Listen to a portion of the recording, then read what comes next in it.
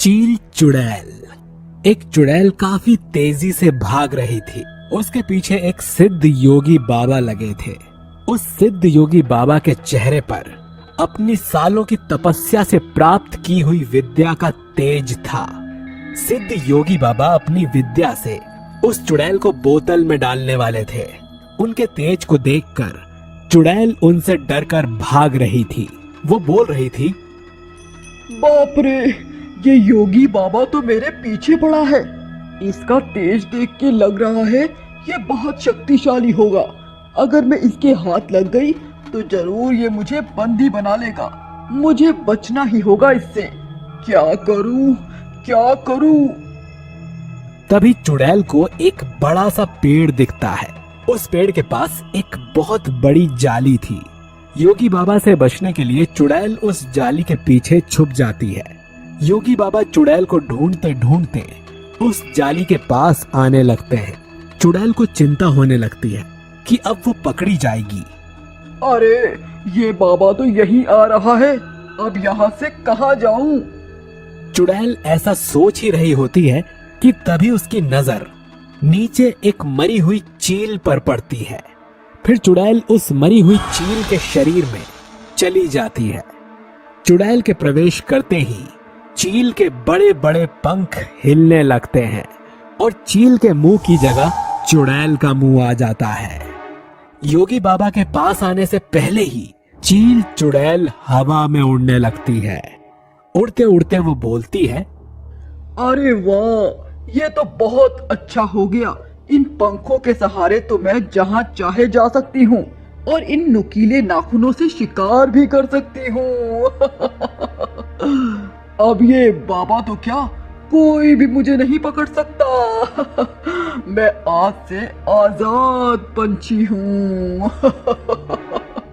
इधर योगी बाबा चुड़ैल को बहुत ढूंढते हैं, लेकिन वो उन्हें नहीं मिलती।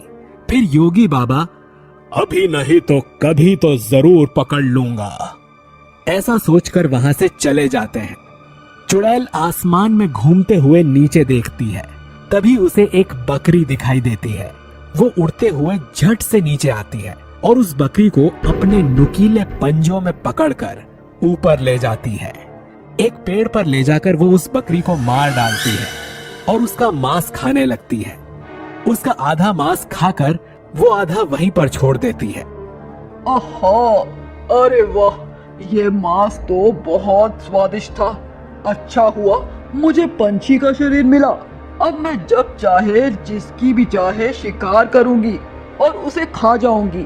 इस तरह मुझे कभी भूखा नहीं रहना पड़ेगा। एक दिन गांव में रहने वाले राजू का कुत्ता मोती घर के आंगन में बंधा हुआ था। तभी चील चुड़ैल आसमान से उड़ती हुई नीचे आ रही थी। उसे देखकर मोती जोर जोर से भौंकने लगता है। उसे भौंकता हुआ देखकर चुड़ैल उसके पास आती है और कहती है, मुझे देख के भौंक रहा है? रुक, आज तुझे ही अपना खाना बनाती हूँ मैं। ऐसा बोलकर चुड़ैल मोती को उठाकर ले जाती है। अचानक से मोती का भौंकना बंद क्यों हो गया, ये देखने के लिए राजू बाहर आता है और देखता है तो मोती वहाँ होता ही नहीं। अरे, ये मोती कहाँ चला गया? उसे तो मैंने यहाँ बांध कर रखा था, ऐसे कैसे भाग गया? तभी राजू देखता है कि उसके मोती का आधा शरीर जमीन पर पड़ा है। वो रोने लगता है। ऐसे ही अगले दिन गांव की विमला की बिल्ली, चित्रा की मुर्गियां और जमुना मासी की गाय का बछड़ा चुड़ैल उठाकर ले गई। उन सबके आधे खाए हुए शरीर देखकर सभी रोने लगते हैं।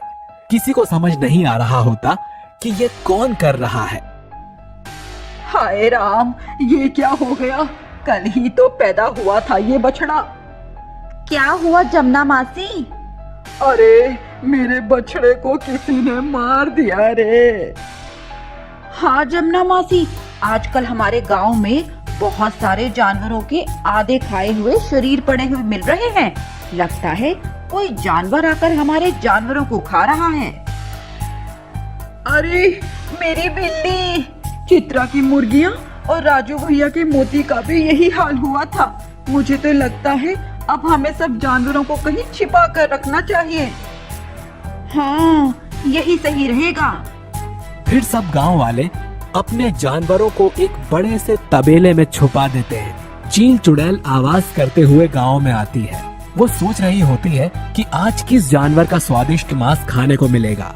वो उड़ते हुए इधर उधर देखती है, लेकिन उसे कोई जानवर दिखाई नहीं देता। वो समझ जाती है कि जरूर गांव वालों ने अपने जानवरों को छुपा दिया है।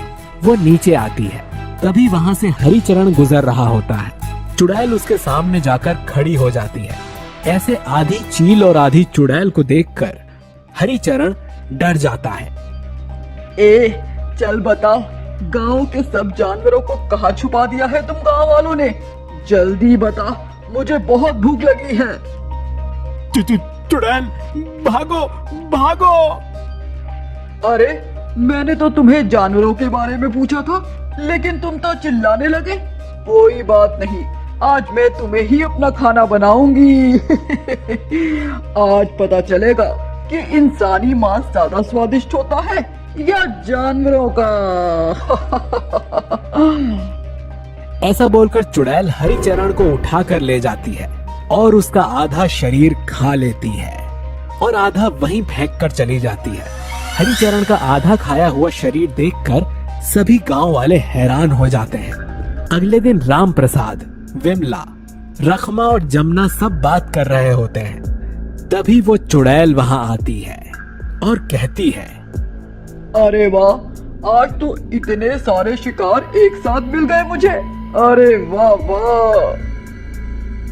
चील चुड़ैल को देखकर सब समझ जाते हैं कि आज तक ये चुड़ैल ही सबको मार रही थी।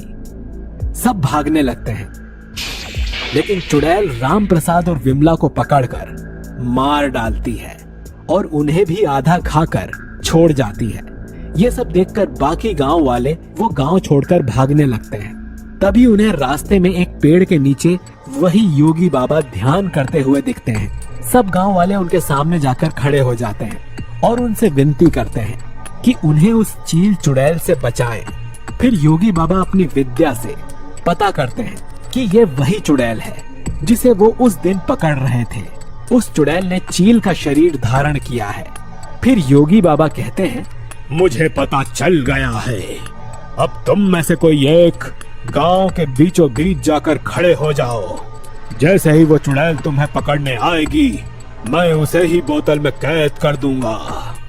गांव के और गांव वालों के भले के लिए रखमा जाकर खड़ी हो जाती है।